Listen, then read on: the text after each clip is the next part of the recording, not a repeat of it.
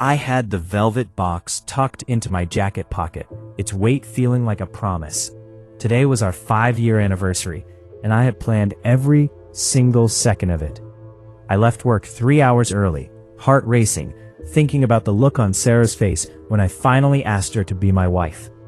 We were the golden couple of our friend group, stable, happy, and building a future. At least that's the lie I lived in.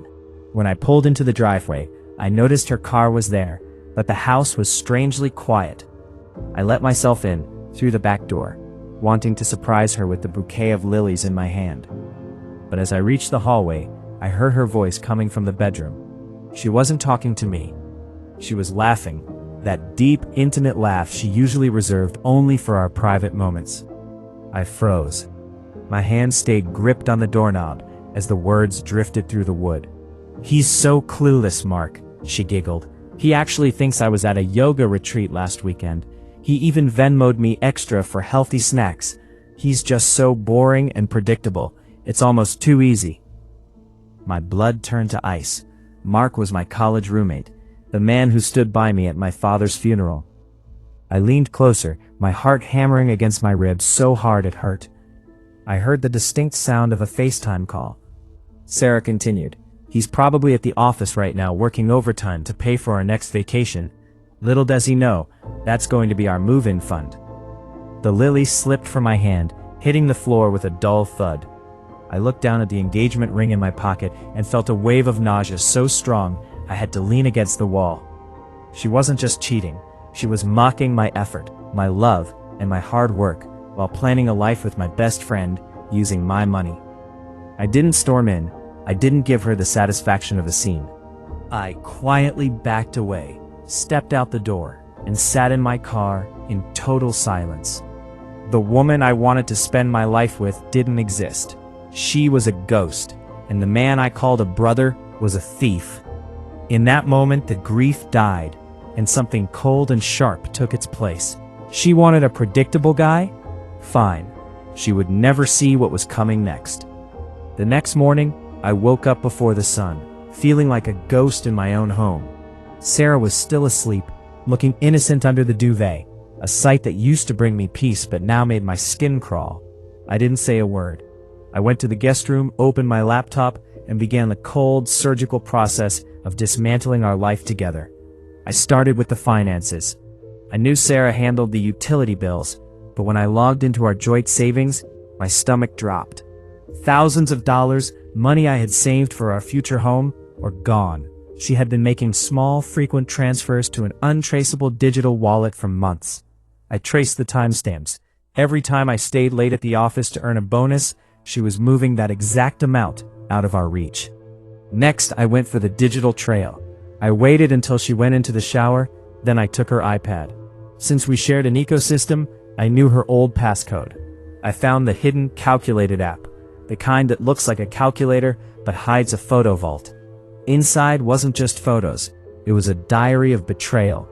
There were screenshots of flight tickets to Cabo from last month, timed perfectly with my business trip to Chicago. There were videos of them in our bed, mocking the decor I had picked out.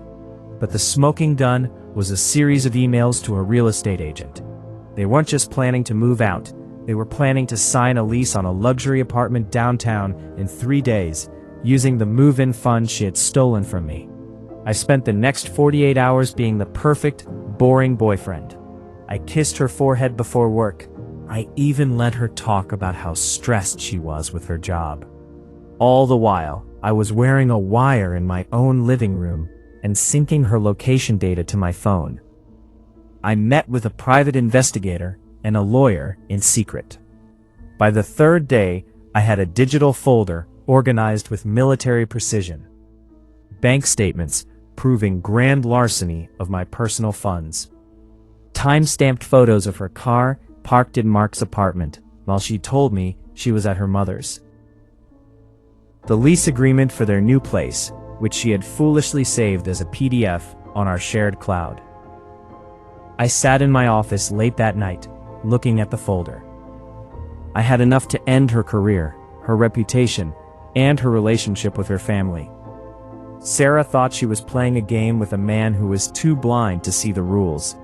What she didn't realize was that I wasn't playing anymore. I was documenting. The investigation was over. Now, it was time for the execution. The day they planned to sign their new lease was the day I decided to disappear. I didn't leave a note. I didn't send a text.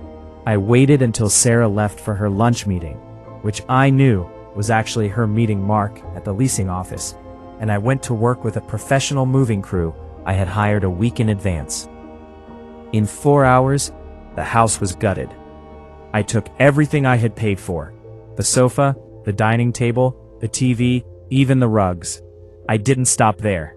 I called the utility companies and shut off the electricity, water, and internet effective immediately. I then headed to the bank and froze the remaining accounts, filing a formal dispute for the unauthorized transfers she had made to her secret wallet. But the real strike was digital. At 2:00 p.m., exactly when they were supposed to be celebrating their new apartment, I hit send on an email BCCing her entire family, her boss, and Mark's corporate office. The subject line was "The Truth About the Move-In Fund." It contained the link to the digital folder, the videos of them in my bed, the bank statements showing the stolen money, and the lease agreement for their secret love nest. My phone started blowing up within minutes. Dozens of missed calls from Sarah. Hundreds of frantic texts from Mark. I didn't answer a single one. I drove to the luxury apartment complex and watched from across the street. I saw them standing by the curb, surrounded by boxes they couldn't move in because the leasing agent, having received my legal warning about the stolen funds, had canceled their contract on the spot. Sarah was sitting on a suitcase, sobbing into her hands, while Mark was pacing back and forth, likely realizing he had just been fired from his high-paying job for moral turpitude and financial misconduct. She had lost the house, the money, the career, and her perfect new life in a single afternoon. I looked at the engagement ring one last time before driving past them. I didn't feel anger anymore. I felt nothing. As I passed the trash can near the entrance, I tossed the velvet box inside without looking back.